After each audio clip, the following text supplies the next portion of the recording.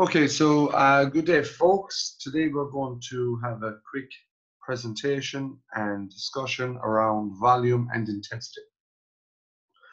So volume and intensity are, I guess, are the most common variables in program description and program design. These two factors have a lot of potential for describing how stressful a particular activity is for the body. So it's really important that we get a good understanding of what volume is and how we can actually implement volume in our program, and the same with intensity. And just some of the common phrases and terminology that is used when describing these two variables. Okay, so volume. Volume essentially is the total amount of work completed. So how much work was actually completed. So for, I guess, endurance-based activities, volume can be described or measured in time or distance. So I went for a 30-minute run, or I ran a 5K. When we talk about just repetitive movements, all right, like resistance training, then volume can be described in sets or reps, or even tonnage, but sets and reps in particular. So 3 sets of 5 reps, 4 sets of 10 reps, and so forth. That will give you an indication of what the volume looked like. More recently, with the explosion of CrossFit, we have AMRAPs, and that's another way of describing volume. So as many rounds as possible. So in the Poliquin system, a high volume phase of weight training would also be known as an accumulation phase. Okay, so when you think of programs like German volume training and so forth, they're all based around volume. Okay, so accumulation. In the running world or in the endurance world, you would often hear to volume as being referred to as just getting miles into the legs, getting some work done. So then intensity just refers to how hard a given task is or a training session is. So I guess what's really important to note here that is, like, generally speaking, intensity is done by comparison to a maximum performance capability of an athlete. So for example, if we were to go with a 1 RM back squat, and if we were to establish that someone's 1 RM, 1 rep max is 100 kilos, and then if we were to prescribe an intensity being 60% of the 1 RM, then that would mean that they would be moving 60 kilos in their set. So that's how intensity would actually work when it comes to strength training. Again, in the Poliquin system, a heavy strength phase is known as an intensification phase, right? When we look at endurance training, right, because remember, the measure that is chosen to represent intensity needs to be consistent with the goal of training, right? So if your goal is endurance training or to run a half marathon and so forth, intensity can also be set as a percentage of your maximum heart rate.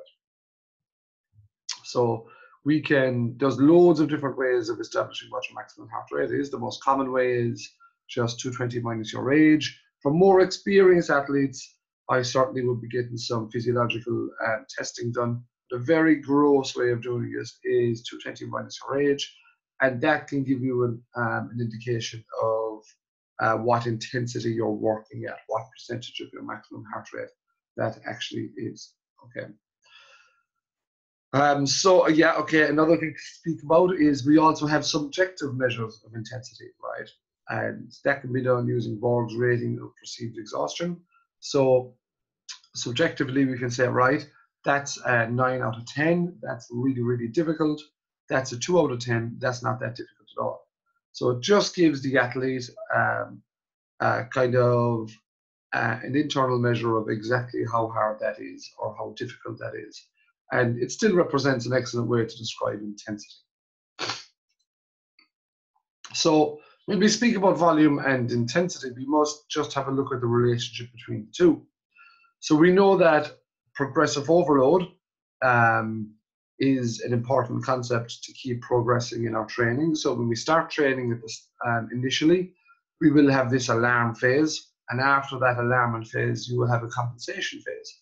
So in other words, you do a training session, then for 24, 48 hours after the training session, your performance will actually drop because we have this alarm phase in your body is regenerating again, so that when we come out of that alarm phase, we have a compensation phase where, in theory, we're stronger. And if we don't keep progressively overloading the stimulus, then the body will adapt to the stimulus. So therefore, progressive overload is a very important concept.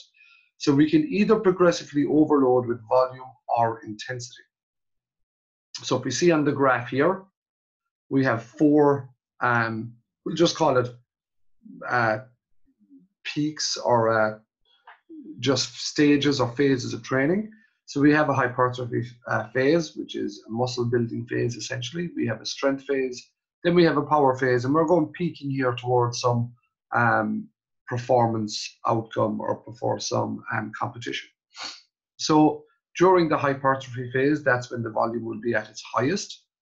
The volume starts to slightly drop during the strength phase.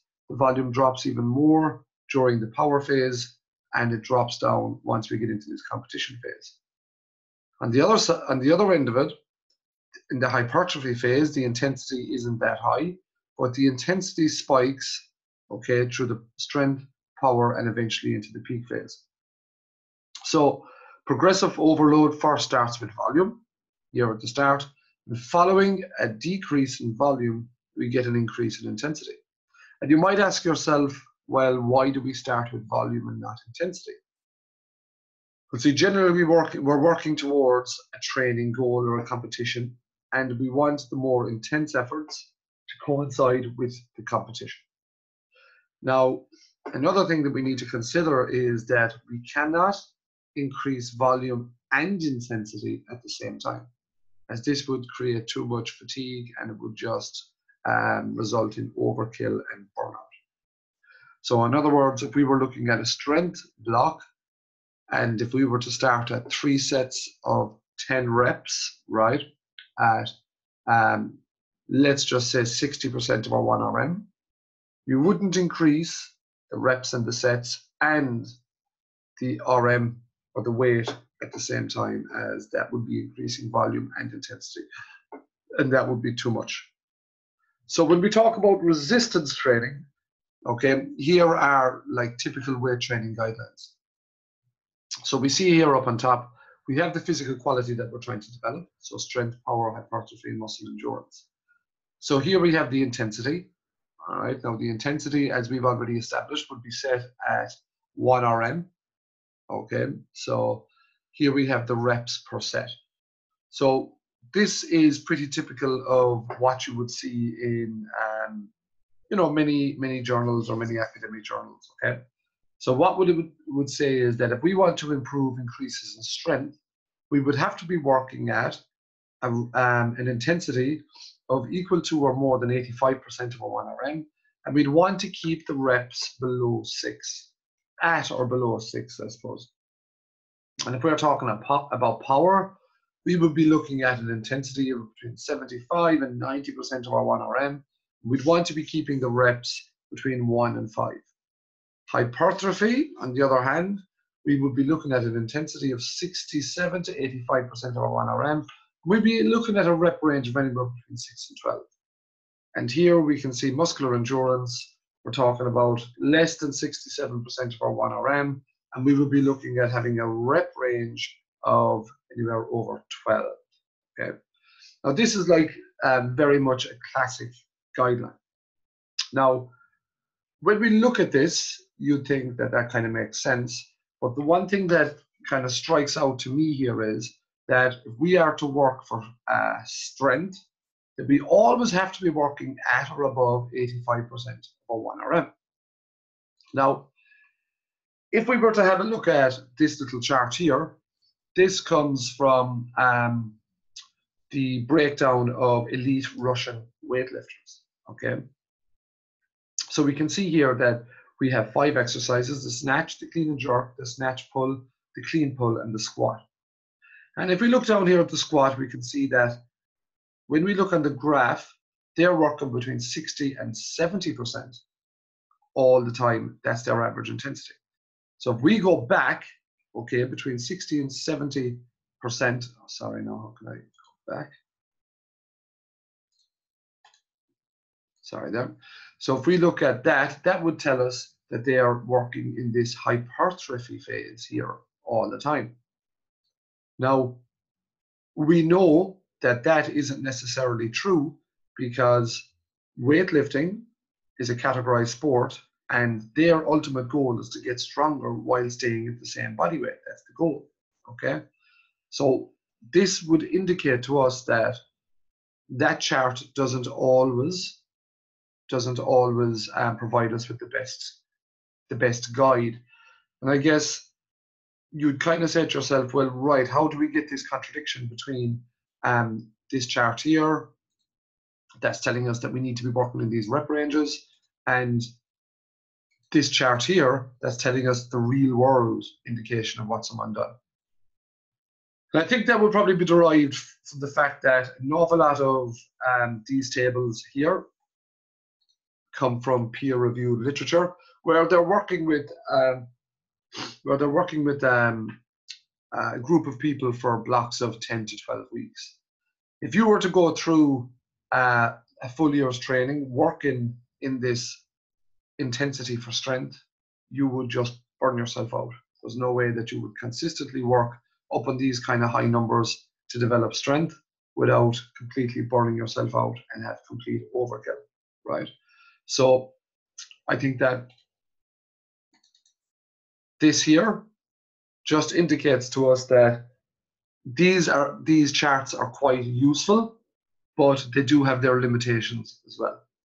Another chart is a chart here that's actually called Preppen's chart, okay? And again, this only uses volume and intensity, which is actually quite interesting. So when we see this chart here, we can see that if you were, sorry, my phone has gone off here.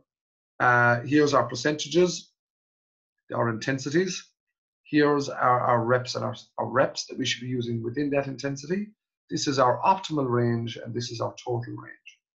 So this only deals with intensity and volume. And this chart here was derived from Russian or old Soviet or Olympic weightlifting, and it is quite an interesting chart to use or to familiarize yourself with when we're dealing with volume and intensity, and it just shows the relationship between both. So essentially, when the volume goes up, the intensity goes down, and so forth. Of course, we also have to look at endurance training, right? And when we look at endurance training, we're looking at heart rate zones. So again, we generally have 5 zones, okay? And these heart rate zones are just related to how we produce energy, okay?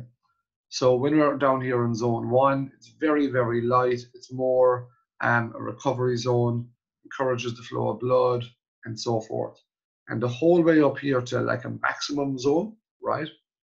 And this is just sharp bursts of high intensity, top end work. So lower intensity exercise is often performed at higher volumes, okay? So you can go for a long, slow run, which kind of should make sense. This is called steady state cardio, okay? This is very, very useful to work to training zones, especially if you have a performance goal. Otherwise you never really know what zone or how hard you're working, right? So as I said already, to work out your maximum heart rate, a very gross way of doing it is 220 minus your age. You can get physiological testing done, and it will give you a far more accurate indication of what it is. Working to these heart rate zones also helps you with your recovery, okay? You don't want to be pushing the wrong zone too hard, because what you'll find is you'll actually stagnate or even regress with your training. A lot of conversation I have with endurance athletes is that when they do start tracking their zones, that it really gives them an indication of just how far off they had been with their training, And generally speaking, they're always nearly working too hard unknown to themselves. Having a heart rate zone is very, very, very useful for your programming as well, because it will tell you what zones you want to be working in for a given session, because you can correlate that session with whatever energy production pathway or whatever goal of the session is. And it will also give you a good indication with your progress and how hard you've been working in relation to the progress you're making and the effort that you've actually been given to that, right?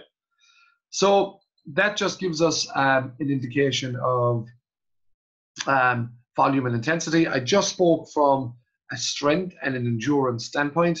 I hope that kind of makes sense. Again, this is probably one of the most important aspects here, the relationship between volume and intensity. We cannot go for a long period really, really hard. So that's a common mistake that an awful lot of people make.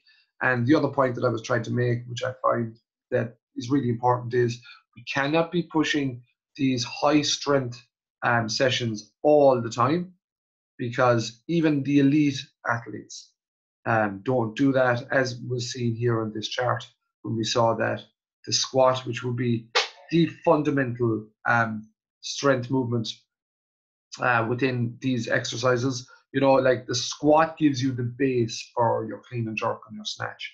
You won't have a good clean and jerk, you won't have a good snatch unless you have a good squat. And you can see that they were working down that intensities between 60 and 70 all the time. So I hope that makes sense, lads. I hope you find this useful. If you have any questions, you can just get back to me on them anyway.